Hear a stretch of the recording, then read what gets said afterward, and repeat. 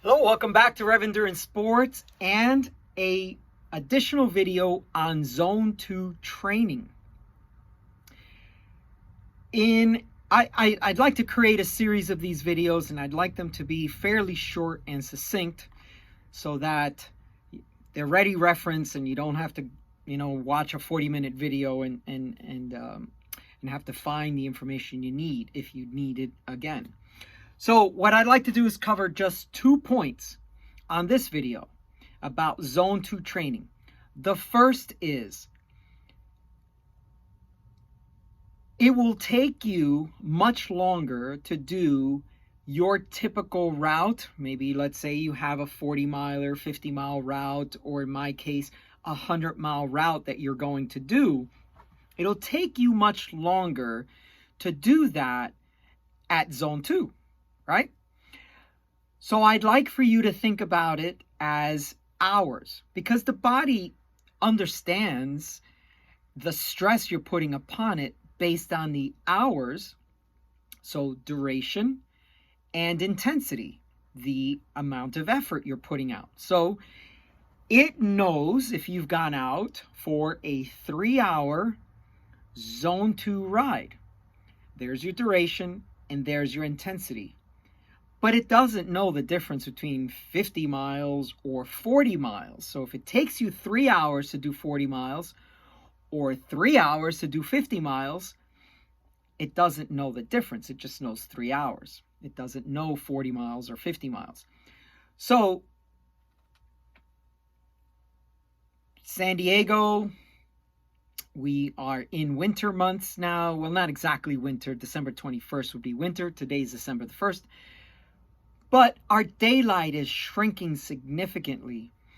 And so what you have to do now is you have to plan for, a 5-hour ride or a 6-hour ride. You can't plan it as I'm going to go out for a 100-mile ride, because depending on the terrain, for example, the ride I'm doing, today's Thursday, so Saturday, it's going to go up some pretty steep grades. And so you have to really drop your intensity down. So these steep grades, we're not going to be going more than maybe 4 to 5 miles per hour, because it's double digits, 12, 15% grade. So you got to keep that heart rate down. So tip number 1 of today's video is, think of your Zone 2 training as a time frame, not as a distance. All right, that's number 1. Tip number 2, there's an old concept of, GIGO, garbage in, garbage out.